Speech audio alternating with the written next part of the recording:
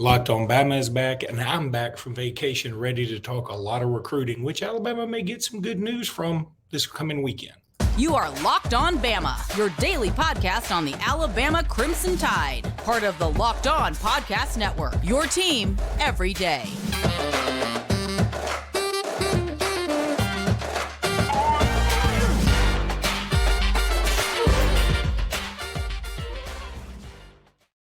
Hey, everybody, and welcome back into Locked On Bama. Luke Robinson, that's me. Jimmy Stein, that's him. Jimmy, we kind of held off on this podcast. Number one, I was driving back from the beach. And number two, we wanted to see what was going on with Arian Hampton. There was a little bit of uncertainty, but turns out it looks like he's going to commit to Texas. If he doesn't commit to Texas, we're going to look stupid for putting this podcast out, but we feel like he's going to go commit to Texas. So we can sort of move that to the side, and we can focus more on Zabien Brown, the kid out of Mater Dei High School. We talked about him the other day. He will be committing on Sunday, and it looks like he has decided to go to Alabama over USC. This is a guy I like a lot. I love the program he plays for. And again, he's a little guy named Bryce Young came from Mater Dei High School. So that's a very big positive. If you ask me, I'm all about all things Bryce Young. So if good enough for Bryce Young, good enough for me. Come on down, Zabien Brown. Yeah, you got to love any kid from Mater Dei High School, just one of the premier high school programs in the country. They produce a ton of prospects. As a matter of fact, I think, Luke, you went over like 4 of the top 5 prospects in California are from this one high school, which is nuts considering how many great players there are in that state, how many great programs, how many great players. And here's a pure cornerback in the On3 industry ranking. He's the 7th ranked cornerback in the nation. He's a top 70 player nationally. He replaced Dominique Jackson. Some of you guys that really follow recruiting might remember him from the last cycle. Dominique actually was hurt and missed his senior season. When he was hurt, the new starter at Mater Dei was this guy, Zabien Brown. He replaced Dominique when Dominique was hurt. And boy, that just goes to show what kind of program Mater Dei's got. You know, they lose a 5-star corner and then replace him with a guy who 1 year later is a national top 70 prospect. He's 6'1", 185, which is ideally sized for the cornerback position. He runs an 11'1", 100 meters, so he's a good athlete. What impresses me the most is when you watch him play on tape. This is a real instinctive kid. He knows the position really well, plays off the ball a lot in Mater Dei's scheme, which requires him to close to the ball carrier, and boy, he closes like a missile. But really, it's the anticipation skills for me. He's just very instinctive. Knows his spot, knows the position well to the point Alabama's not going to be over his head. The SEC is not going to be as steep of a hill or mountain for this guy. He's going to show up and quickly adapt to SEC football in Alabama. I think Nick Saban's really going to enjoy coaching him because he can get to, some kids come in, Luke, and it's like, all right, it's football 101. We got to build him from the ground up. Not this guy. This guy's going to start out at the 303 level, and he could play quickly at Alabama. He checks a lot of boxes, goes great as a duo with Alabama's other cornerback in this class, Jalen Mbakwe, because he's different, right? I mean, this kid's more of a technician. He's more physical. He's more football player, whereas Jalen Mbakwe is more pure athlete, unbelievable athlete. And if you got those two guys playing corner, then the other DB that Alabama has committed in this class, Jameer Grimsley, he might be freed up to play the nickel corner spot, which would be so good for him because not only is that the corner safety hybrid position, that's exactly how I would describe Jameer Grimsley's game, sort of a corner safety hybrid, and might be perfect for that spot. So this would really be a home run for Alabama. You'd have 2 great corners and a great nickel corner prospect all locked in together in this one group. Back from the beach, but he bought his mute button with him. Didn't leave the mute button at the beach. Dear 6-pound, 22-ounce baby Jesus, I give up. I give up. Anyway. I think 22 ounces is more than a pound, by the way. That would be 7 Well, pounds. I took that from another way Cat to say Williams. that would be 7 pounds, 6 ounces. I took that from Cat Williams, who was talking about he met Shaquille O'Neal's children. One of them was like 4 years old. He said that kid was already 6'13", and he said he come up to me like this, like I'm going to be able to pick him up. I'm like, you're bigger than me. no, what I was going to say was going to Mater Dei, going to IMG, going to Thompson, Hoover, places like that, Buford. It's like you were talking about, he starts out at 303 courses. It's like you're taking AP courses when you go to Mater Dei or IMG or whatever. You're already advanced. You're already into college. And it just means so much. But, wanted to talk a little bit about Zabien Brown and his rankings on three. All four major sites have him as a 4-star. On three has him as the 124 player in the country, 24/7, 45th. ESPN 137th, Rivals 76th. So some places have him as high as the 5th rated cornerback, and on three has him at the lowest at 117 rated cornerback. But you were talking off air about how you guys are going to have a re-ranking soon. You think he'll go up some? Yeah, I really do. There'll be a on three ranking after the summer. There'll be another on three ranking. Basically, it's kind of a senior season ranking, re-ranking, and then the All-Star games, which are huge for the national top 100, the national top 200, because it's kind of like those national top 100 and top 150 guys. Those are the ones in these All-Star games. So they really get, in my opinion, very accurately ranked at the end.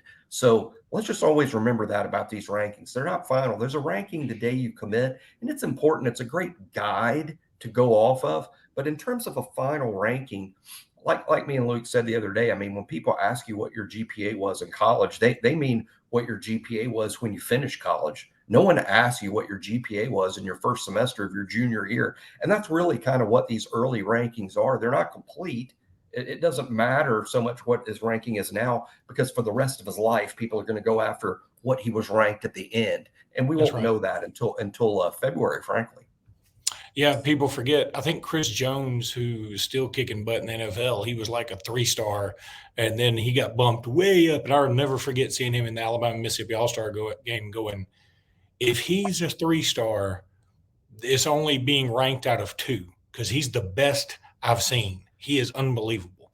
But anyway, I need to tell everybody about FanDuel.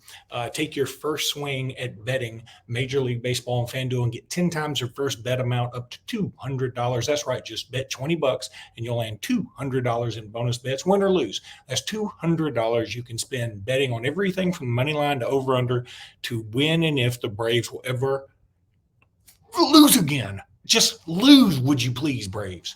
All on an app that's safe, secure, and super easy to use. Plus, when you win, you can get paid instantly. That is huge for apps like this. And FanDuel, they let you do it. That should put you over the top right there. So sign up today. Visit FanDuel.com/lockedon to get up to $200 in bonus bets. That's FanDuel.com/lockedon. FanDuel, official partner of Major League Baseball. Jimmy, in our near future podcast, we're going to be talking a lot about this countdown. We're about to get back into your countdown right now. I think it's number 34 we're on, and we're going to go to Mr. Roydell Williams. Really sort of a fan favorite. I mean, dare I say, I think people love them some Roydell Williams out of Hueytown. I remember seeing him at Hueytown thinking, God, this guy's he's so muscled up. And he is cut, but he's also got this sense of like he's kind of country strong. You know how sometimes dudes are deceptively strong. Especially here in Alabama, this guy is he just had a very country strong look about him. The obvious comparison is Brian Robinson, right? I think that's probably very fair to say. And there he is running the ball. He's, is he ever going to?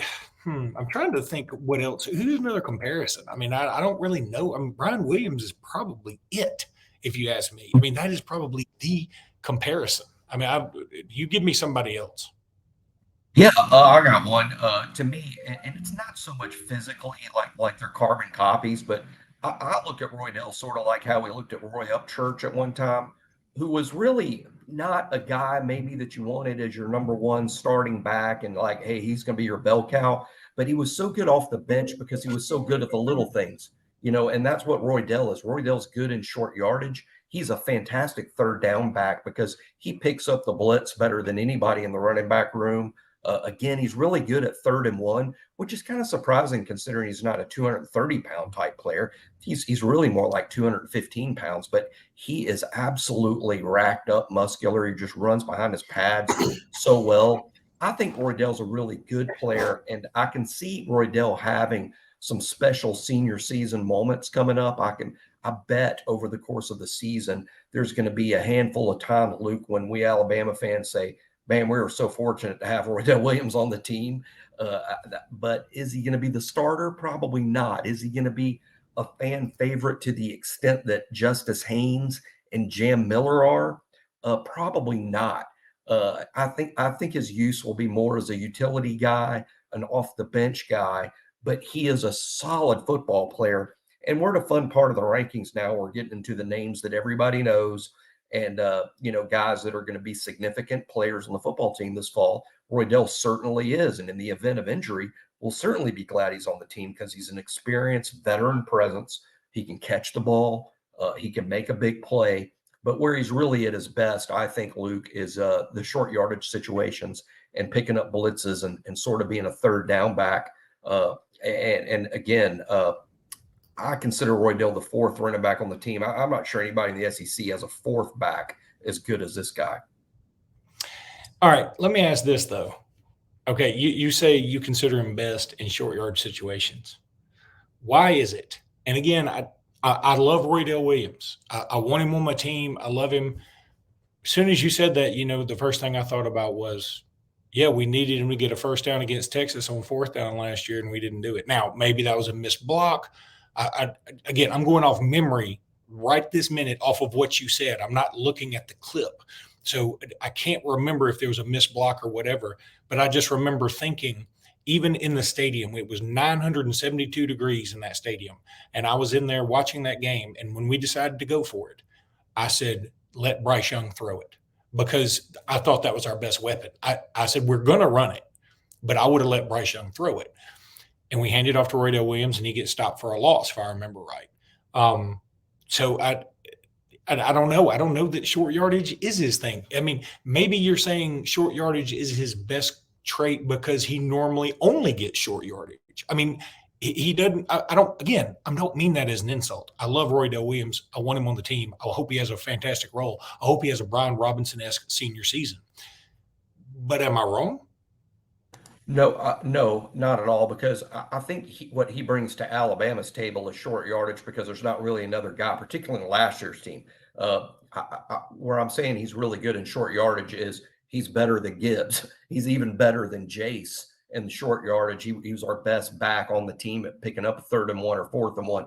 Gibbs was the 12th pick in the draft, the 2nd running back taken in the draft. And Roydell, I think, is better than Gibbs at 3rd and 1 or 4th and 1. Now, one thing will be interesting. He was better than Gibbs and Jace last year at short yardage. Is he going to be better than Justice Haynes and Jam Miller this year? I don't know. He might lose that role, but he won that role a year ago just simply because he was better than Jameer and Jace at it. And he did make some plays. He didn't bat 1,000 by any means. Very few backs do. He's not a guy that the NFL is going to go, oh, here's our short yardage guy. Not at all. He's just better than what Alabama's got in terms of giving us our best chance to pick up that tough yard. And it just goes to his overall toughness. He runs with good pad level, and he's strong. But outside of that, he actually can make the big play. He can catch the ball. And where he's really good on 3rd down is picking up blitzers. Now, he is definitely NFL level when it comes to that. He is very, very good at identifying the blitzer, not just knowing who to block, but absolutely stoning the guy and giving us a chance to get the pass off. That's what I was going to say. I think his best trait is in pass protection.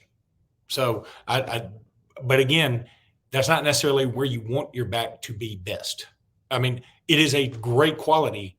It's just not what like what was that Eddie Murphy story about? Yeah, I want to date a girl who's funny, but you can't be ugly and funny. That ain't fun. You got to be pretty too and smart. But anyway, okay, let's take a break. When we come back, we're going to get into your next guy on the countdown, which is none other than James Smith. And we're back. James Smith makes our countdown now. I say our countdown. I'm starting to steal some of your stuff. James Smith is a dude's dude. He just Jimmy, I'm just so impressed with this cat. I love what he brings to the table. And now with Jamil Burroughs out of the program, I think it's more important than ever that James Smith is able to take it up a notch and already have him several notches above where freshmen usually are. Yeah, James Smith is so good. He's made losing Jamil Burroughs almost a non-story, in my opinion. Now, of course, a lot of people are like, oh, he's projecting. He doesn't know. And it's true, we don't know because he hasn't played in the games. I'm going off of what I saw on his high school tape, partly, but mostly I'm going off of what he did in spring practice, where he leapfrogged a lot of veteran players, ended up with a ton of reps, played with the first team on A-Day. And I didn't start A-Day, but he played with the ones, played a lot. And from word inside the program, he's almost a slam dunk to play with the first team this fall. I don't think he'll be a starter. I don't think he'll get as many snaps as Jaheim Otis or Justin Aboigbe or even Tim Smith, but I think he might be fourth. I think he might be fifth. I think he'll be somewhere in there. So he's going to play a ton of snaps. He has lived up to the hype as far as Alabama coaches are concerned in terms of showing up, being one of the better defensive linemen from day one. He can do everything on the defensive line. We haven't had one like him in a while, where he's going to line up and be a physical presence at 300 pounds. He's going to be physical. He's going to be a wall against the run. But here's a guy, Luke, that not only is a wall against the run, he can slip blocks and rush the passer. This is a kid that will rack up some quarterback sacks in his time at Alabama. He's not just a run stuffer. It's probably what he does best, but he can get after the passer.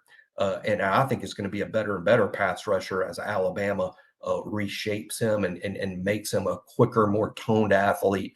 But man, he's really exciting. I think you will see him in the first quarter of the first game. That's how prominent he will be. I think off the top of my head, I don't have the rankings, but I think I have him as the third highest ranked true freshman. There's only two more true freshmen higher than him to come. So that just goes to show, it's the number one class Alabama signed in the whole country. And this kid, I have him right now as the third best one in the group. And that's based on what we saw in the spring, not based on what we saw on high school tape or his rankings. So it's been a while since Alabama's had a star defensive lineman, and he's just a true freshman. Let's give him the benefit of a freshman season. But I think over time, over 3 years, Luke, this probably will be Alabama's best defensive lineman since Quinnen Williams.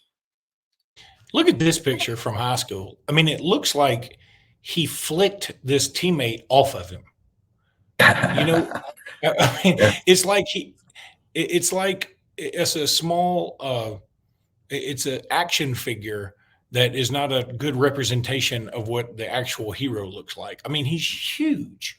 But Yeah, he's big. He's probably about 6'4", 300, somewhere in that range. Not heavy either. He might have been a little heavy when he showed up in January, but I've seen him recently on campus. I've actually seen him 2 or 3 times on campus. He doesn't have the body of a freshman defensive lineman. He has the body of a guy that looks like he's been here a while. I think it didn't take long for Alabama strength and conditioning to sort of turn him into a next level dude. Didn't take long at all because he wasn't that far off when he showed up. No, I mean, yeah, I bet you when he shows up in the weight room, the weight room guy's like, oh my God, yeah, this is good for me. This is good. I like this. I like where I'm starting here. They can show off. All right. Yeah, they can show off their work. David Ballou and his staff can show off their good work with this guy. All right, buddy, we're going to cut this one a little bit short. It's a Friday afternoon. Hope everybody has a great weekend. We may be back tomorrow. We may be back Sunday. We don't know what we're going to do. We're crazy. We'll definitely be back after Zabien Brown commits on Sunday. But until then, roll tide, everybody. Roll tide.